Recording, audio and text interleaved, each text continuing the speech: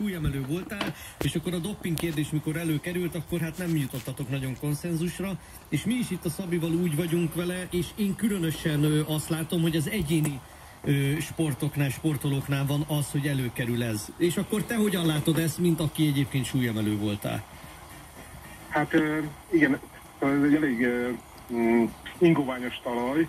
Én úgy gondolom, hogy igen, vannak ilyen doppingérzékeny sportágak, nyilván azok, amelyik erőt, koncentrációt vagy nagyon kitartást igényelnek.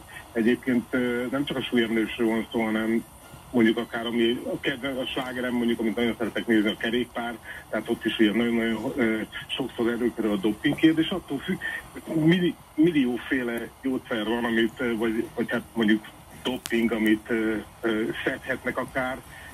Van, amelyik ugye a maximális erőt, van, amelyik az állóképességi erőt segíti, de egyáltalán nem szabad elfelejteni, tehát, hogy ez, ha valaki csak beszedi, attól még nem történik semmi. Tehát, hogyha nem teszi mögé, azt hallottam, és valamelyikőtök mondta, hogy a rengeteg munkát, akkor abból nem lesz. Én voltam, vállalom. Így van. Tehát ez anélkül biztos, hogy nem megy, és amikor arról beszéltek, hogy esélyegyenlőség, hogy kinek milyen esélyt ad, hogy ugyanúgy készül, és akkor mégis a másik beszed valamit, és attól jobb lesz. Igen, de ha senki nem szed semmit, akkor is vannak különbségek, akár társadalmi, vagy magaslati, vagy akárhol edz, vagy készül a hazájába, akkor, hogyha összemérik őket valami tengerszinten, akkor az egyiknek lehet, hogy előnyösebb, mert ő végig magaslati edzőtáborba készül. Ezért nincsenek Magyarországon világbajnok síugróink például, mert hogy a mi országunk nem... Így van, de hát ez egy olyan dolog, amit nem tudunk befolyásolni annyira komolyan, mint mondjuk a doping hozzáférhetőséget, ami, lássuk be, mindösszesen pénzkérdése, lecsupaszítva a dolgot. Idehoznék még valamit ezzel kapcsolatban, hogy volt bent, elkezdtem azt a mondatot, hogy volt itt bent egy ilyen sportgurú, akinek mindene a sport, ráadásul ez az élsport, vagy business sport, vagy nem tudom, hogy hívjuk, és akkor én nekem eszembe jutott az, hogy ugye szemethúny, én azt látom, hogy szemethúny a sportban, nevezzük sportnak, vagy az élsport afölött, hogy adott teljesítményt egy fiatalból vagy egy gyerekből hogyan préselsz ki. Nem tudom, érthető, amit mondok. Tehát például az, hogy úgy beszélsz vele, mint a kapcáddal, gyakorlatilag megszünteted a személyiségét, és kizárólag a teljesítményre orientálod az embert, vagy a fiatal embert, vagy a gyerek. Halló? Közben itt megszűnt a vonal? Halló? Igen, mert újabb... Halló, én itt vagyok. Igen, csak mert hogy megint csörgött a telefon. Te voltál? Vagy... Én újra hívtalak titeket, mert megszakadt. Jó, akkor hol veszetted el azt a fonalat, hogy a Szabi beszámolt erről, hogy amikor itt volt egy sport szakember? Azt nem hallottam. Nagyon jó, akkor kezdjük előről. És újra. Tehát akkor idehoznám a dopinghoz azt a témát, hogy afelett viszont szemethúnyos a sport, illetve akik sporttal foglalkoznak, hogy legalábbis én úgy látom, hogy például hülyére vernek egy gyereket a teljesítmény érdekében, most kisarkítva a dolgot. Szerintem semmi különbség nincs a szabályozás tekintetében. Azt is pontosan ugyanúgy kell szabályozni, hogyha valakiből tisztességes módszerekkel, legálisan és nem megszüntetve a személyiségét nem lehet kinyerni az olimpiai bajnoki címet, akkor az van, hogy akkor ő nem lesz olimpiai bajnok. Ezt valahogy el kell tudni fogadni, mégis hány beszámolót hallunk arról, hogy mondjuk egy gyerek korában egy később olimpiai bajnok vagy jól szereplő sportoló egyébként mit kapott szerencsétlen, és hogy mennyire szétgyepálták az ő lelkét. Szóval én abszolút ugyanígy látom a dopingot is, hogy pontosan ugyanilyen szabályzás alá kéne venni ezt az egészet. És majd lesz egy fontos kérdés már súlyemeléssel kapcsolatban. Igen. Hát igen, értem, de akkor most legyenek egységes edzésmódszerek, tehát azok most... Nem, persze, hogy nem. Igen, tehát hogy tényleg nagyon ingoványos, és tehát ez nagy szerencse kell hozzá, hogy valaki olimpiai bajnok legyen, először is, hogy jó sportágat választa. és hogy ezt felismerjék az edzők is, hogy jó sporták. Én például, amikor elkezdtem sportolni, nagyon sok sportágon végigmentem. Évekig atlétizáltam, tornáztam, és rájöttem, hogy elmentem súlyemelen, és ott megjöttek az eredmények, és tök szuper volt, és élveztem. Tehát, hogy nagyon szerencsés csillagállás kell ahhoz, hogy valakiből olimpiai bajnok legyen, aztán meg is szeresse, jó legyen, az edző kihozza a maximumot, tudja, hogy kell motiválni. De ezek azok... Képes legyen nyerni. De ezek azok, amik, bocsáss meg, amik hogy mondjam, szabályozott keretek közé szoríthatók, és meg van a másik, ami nem befolyásolható, hogy mondjuk mekkora hegyeink vannak, és mennyi hó van rajta. És azt gondolom, hogy ezeket vagy szabályozzuk, és a keretek között tartjuk, és nagyon szigorúan betartatjuk, vagy hagyjuk a francba az egész élsportot, mert semmi értelme az egésznek, hiszen tényleg egy csomagtartóból el tudnánk intézni az egészet, hogy kinek van jobb szeret. Azt kész. Hát igen, de vagy pedig az ellenkezője. Bizonyos életkor fölött hagyjuk, és azt csináljanak, amit akarnak, és a nézők meg élvezni fognak, hogy 9 másodperc alatt lefutják a százat. Hát jó, csak ez már nem a sportról, meg az egészségről szól. Azt azért viszont hogy ki kell rakni a plakátra akkor. Igen, de a versenysport az soha nem az egészségről szólt. Na most ehhez képest... Az a tömegsport az, amelyik az egészségről szól. A versenysportot ott győzni kell. Tehát ott ne semmi amikor elkap a gépszív, bekerülsz, és nyomod, és tudod, hogy jó vagy, és sikereket érsz el, akkor nem számít semmi, akkor napi 6 órát edzel. Akkor, ha fölszakad a tenyered a súlyemlésre, akkor is edzel. Bekötöd és nyomod, tehát akkor nem számít. Tehát az már rég nem az egészségről szól. Nyilván persze vigyázni, hogy ne sérülj meg, mert akkor kupa az egész, de ez tényleg az, amikor elkap a gépszív, akkor nem érdekel semmi. Akkor csinálod azt, amit mondanak, hozzáteszel a saját gondolataidat, és akkor edzel úgy, ahogy a legjobb, és kihozod magadból a maximumot. És de tényleg akkor azt mindent alávett annak, akkor az tényleg nem az egészségről szól. Én az ilyen nagy nemzetközi versenyeknél azt vettem észre, legyen az Európa-bajnokság, világbajnokság, ilyen kupa, amolyan kupa, olimpia, hogy nem is feltétlenül, mert fölkészülhetsz, ott lehetsz agyban, fizikailag, lélekben, mindenhogy koncentráltan, fókuszáltan, de nem feltétlenül csak erről szól, és ezt én a labdarúgáson keresztül figyeltem meg, amit nagyon szeretek űzni is, meg nézni is, hogy az van, hogy ott már bekerül a 16 legjobb csapat. És az jut el a döntőig, aki jól tudja beosztani az energiáját. Nem az, aki jobb. Ott már nincs jobb, ott mind a 16 jó. Ott tényleg az jut el a döntőig, aki jól osztja be az energiáját, és abba belefér az, hogy mit tudom én, egy meccsen kikaphatok. Mert az a meccs nekem pont nem számít, mert az alatt lazítok konkrétan, hogy a következőre felszívjam magam. Ez is egy olyan trükk, vagy egy olyan hozzáállás, olyan edzésstruktúra, ami a legalitáson belül van szerintem. Abszolút. Ez egy jó, és például súlyemelésben, bocsáss meg, neked van ilyen, hogy tudod, hogy ezt most nem úgy szakítom, azért mert, de majd a következőt meg igen? Nem. Ott nem, ott mindig oda kell tenni. Igen, ott minden, nyilván van, tehát azt érzed, hogy most beletettél mindent, vagy nem, tehát azt azért érzed, de ott minden gyakorlatnak meg kell lennie. Tehát különben akkor elvesztegettél egy fogást, hogy a szakításban, meg a lökésben mindegyikben van 3-3 kísérleted. Az egyiket elbénázod, akkor már csak 2 marad, és ugye lehet följebb ugrálni, egy sikeres után tudsz följebb menni. Mindegy, rengeteg szabály van, egy nem sikeres gyakorlat után is tudsz följebb menni, de a lényeg az, hogy ott azért nem tudsz annyira lazítani. Lehet taktikázni, például egy olyan súlyt kérsz a következőre, amivel az ellenfelet még magasabbra szorítod, és bízol benne, hogy az neki már nem sikerül. Jó, na ilyesmire gondoltam, ez okos, ez például nekem eszembe nem jutna. Tehát ugye, hogyha egyforma a testsúly, hogyha mondjuk ő nehezebb, mint te, akkor neki a szabályok szerint többet kell emelni, hogy győzzen. Tehát te, mit tudom én, 100 kilót takítasz, és akkor ezzel fölkényszeríted őt, hogy ő neki mindenképp 101-re kell menni, ha nyerni akar. És akkor olyan súlyokra próbálod föltornázni, meg figyeled, nézed, hogy látod a mozgásán, hogy mi van, ha esetleg ismered már régebb volt, akkor még egyszerűbb a dolgot, ha nem, akkor csak próbálod a tapasztalat összetetni, hogy mire lehet képes. És akkor így lehet taktikázgatni, úgyhogy abban is van, nincs sok mozgástér, de azért van súlyemelésben is. Volt egy osztálytársam, úgy hívják, hogy Mautner Norbi, ő is súlyemelő volt, és mindig azt mesélte, hogy ők szoktak pukizni súlyemeléskor, mikor ilyen nagy súlyt emelnek, ez igaz? István, te hogy vagy ezzel? De most komolyan kérdezem, hogy mert gondolom, akkor nyilván nem érdekel ez. Akkor... Én nem szoktam... Te pelenkában vagy. Ez nem igaz. Puki az nem kell pelenka. Ez csak legenda. Jó, értjük. Oké, értjük. Köszi a választ.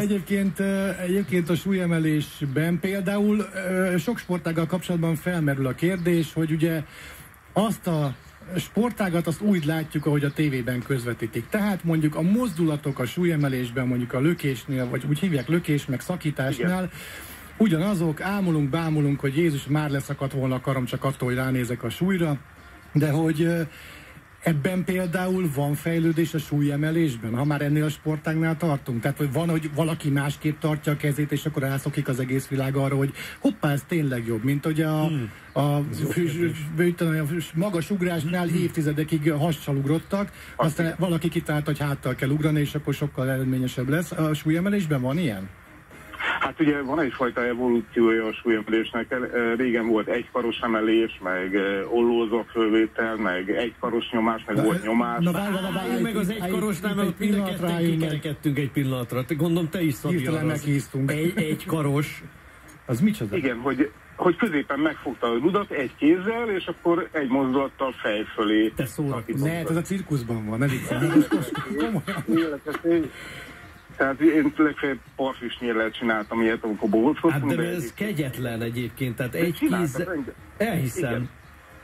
Ja, és aztán volt ugye aztán kétkaros emelés. Mi ez az ollós? Igen, ollózó technikával fölvett, tehát nem legugolt, amikor akább vette, hogy minél hamarabb a mellékhasára érjen, hanem ollózva vette föl. Illetve ugye volt a szakítás, lökés nyomás. Igen, bocsánat egy picit, mert próbálom magam elé képzelni, az ollózást az körülbelül milyen mozdulatsorokkal lássuk magunk előtt? Hát, hogy az egyik láb ugye előre, a másik meg hátra, és akkor így gyakorlatilag így megy alá a súlynak, amikor fölveszi a melkasára, vagy a fejet, hogy leemlíti, akkor ugye, hogy... Ja, hogy nem googolva megy, hanem ezben a kitörő pózban. Ja, mert most ilyen kínai googolásban vagytok, hogy len van a sarkotok, ugye? Nem tudom, hogy hívják. Nálunk a távol-keleti osztatársaim googoltak mindig így, hogy nem fönt volt a sarkuk, hanem lent. Ezért hívtam őket kínai googolásra. A normál esetben a súlyemelő sarka is a levegőben lenne, de ha esetleg majd néztek egyszer súlyemelő versenyt, akkor észre lehet venni, hogy a cipőnek a sarka az magasabb kb. Olyan 3 centivel. A sarka, így meg van emelve. Mondhatjuk, mert hogy amikor legugolsz, akkor ugye ezt a hézagot, azt kitölti a cipőtalpas. És akkor is stabilan tud alatta ülni a súlynak, illetve föl tud állni vele rendezni.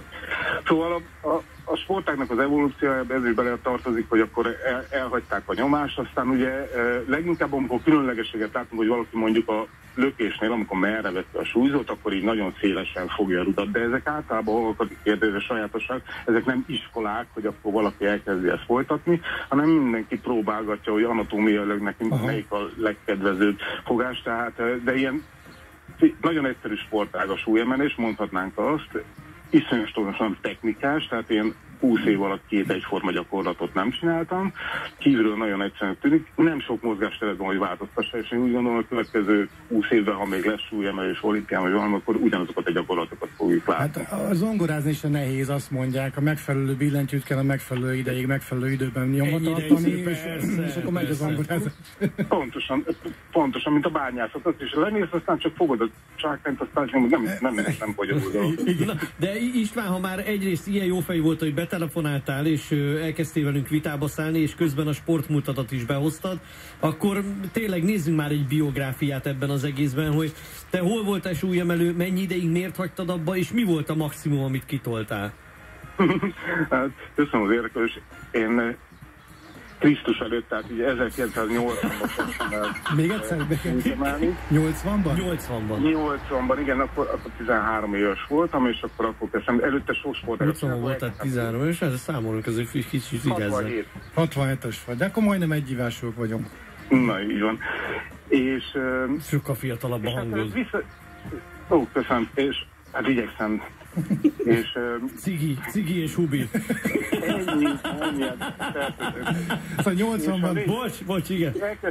Elkezdtem súlyt emelni, ugye akkor, és nagyon hamar jöttek az eredmények, az első évben már bejutottam a magyar bajnokságra, ami ugye viszonylag biztoság. Következő évben már érmes is voltam, és akkor így mentem előre. Ugye serdülő, ifi, végigmentem ezek a létszágon felvőt, aztán voltam ifi VB-n, ifi EB-n, ezüstérmes voltam, Európa bajnokságon bronzérmes, világbajnokságon a szakításban, összetettben is bronzérmes voltam EB-n. Nagyon szép eredmények. Hát igen, voltam Barcelonában az olimpián, sokadik lettem, 13. lettem, de hát... De kint voltál, nagyszerű. Így van. Úgyhogy, hát így röviden ennyit összefoglalva, hogy nem nagyon szoktam ezekkel kérkedni, ha megkérdezik, szívesen elmondom, de egyébként... Úgyhogy... Hát most megkérdeztük is. Igen? Utána meg, amikor így nagyjából így befejeztem, olyan 12 környékén, 2012 környékén így végül felhagytam, a kisolyan megszületett, de előtte még ilyen veterán versenyekre elmentem, amit tudod, ilyen 35 év felett, hát ilyen roncsderbinek hívtuk, elmentünk, jól éreztük magunkat, emelgettünk, ott különböző életkorok vannak, és akkor azon belül még súlycsoportok, és úgy versenyezgettünk, aztán is szépen lassan így kikopott az életemből. Leginkább még utána megmaradt úgy, hogy az Eurosportban voltam, és akkor segítettem így szakkommentálni a súlyemelő versenyeket, aztán itt gyakorlatilag véget is érje ez a sportkarrier. És mi volt a legnagyobb súly, amit szakítottál, vagy mi van, szakítás, lökés? Igen. Hát szakításban 165, lökésben 195. Jézus Máriám, hány kilós voltál akkor? Milyen súlycsoportban? 82,5 kiló volt. Tehát gyakorlatilag a te súlyod dupláját azt így lazán dobáltad. Igen, de hát azért Topurov az a testvérnek a 3-szorosát lökte ki, 60 kilós van, 180-at, tehát azért... Jézus Máriám, milyen bivaj az ember? Volt, igen. Topurov, na jó, ezt jegyzem. Nézem közben, te a MAFS-ban sportoltál? Jól láttam? És hát ott igen, mint a Honvédba kezdtem, aztán a MTK lett, és akkor tulajdonképpen onnan még voltam a MAFS-ban, csináltunk saját egyesületet is, úgyhogy abban is versenyeztem, úgyhogy is keveredtek a dolgok. Okay. A súlyemelés azt így nem nagyon preferálták, tehát a rendszerváltás után felrobbantották a Honvédot, és rengeteg sportágat itt szétziláltak, és közben a súlyemelést is megszüntették. És aztán így kerültem az MTK-ba, és akkor egy idő után ott is inkább a focira helyezték a hangsúlyt, aztán ugye ennek az áldozatával váltunk. És akkor szépen kikopott ez a sportág, és ugye egyébként a mai napig így nincs az, hogy rád jön és hiányzik, és ő fölkapod a feleségedet, és vele szakítasz egyet? Nem úgy, hanem mint súlyjal. Tehát, hogy... Nem, és sem igazából nem. Hát most emelgetem a kislányomat, a kisfiúmat, akkor így nagyjából el vagyok. Úgyhogy, de azért szoktam rá gondolni, meg jó volt, meg néha, hogyha látok YouTube-on egy-egy ilyen komolyabb eredményt, akkor azért ugye elkap a harctéri, de... De várjál, most én átkerestem az interneten, hogy hát ha megtalállak, és találtam egy ilyet, hogy súlyemelők első darts egylete. Aztán vagy? Saját egyesületet csináltunk, igen. Tessék, akkor következő témánk Mészáros István. Darts. Szóval az hogy van ez? Azért nem gondolom azt, hogy nem kell, hogy mondjam, egy izomösszpontosítás ahhoz, hogy egy ilyen táblán eltalálj egy olyan dolgot, amit el akarsz találni, és mondjuk egy a súlyemelést így mellé rakom, akkor az viszont nem egy ilyen finom mozgásról szól, az én amatőr lelkemben legalábbis.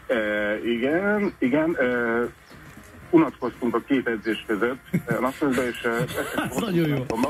Akkor még Csehszlovákia volt, azt hiszem, és onnan hoztunk egy ilyen papírból készült dártáblát, és ahol bohózkodtunk, és haigáltuk.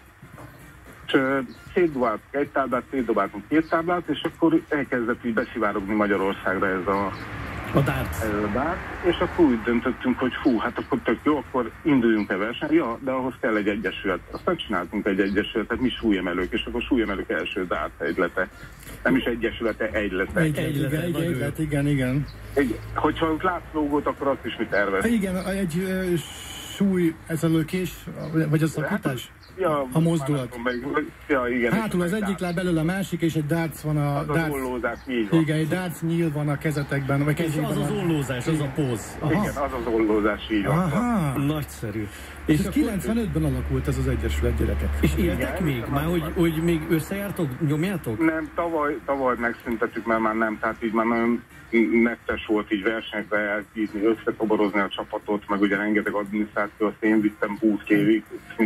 Pont most, amikor Érden a Darts Klub egyébként elkezdett felfejlődni, és nagyon jó eredményeket mutatnak föl. Valami van. Itt vagy? Csöng a másik telefonon? Igen, céges hívás volt, de kinyomtam. Akkor dolgozz, hát figyelj, nem tartunk fel. Tehát, hogy nyugodtan vedd fel, vagy őt is ad be adásba, a főnököt, vagy nem tudom kit. Megszüntetjük a munkaviszonyodat egy pillanat alatt, hogy gondolom. Ja, úgyhogy, srácok, örülök, hogy... Mi is. Hát mi, folytasd a munkád, és köszönjük, hogy időt szántál. Köszönjük szépen. És további jó munkát nektek. Köszönjük szépen neked, és örülünk, hogy beszéltünk. Köszi, hello, szia. Mészáros Istvánnal beszélgettünk. Hát mennyire jó fej már. Nagyon jó arc. És nagyon bírom, hogy ilyen jót tudtunk vele beszélgetni.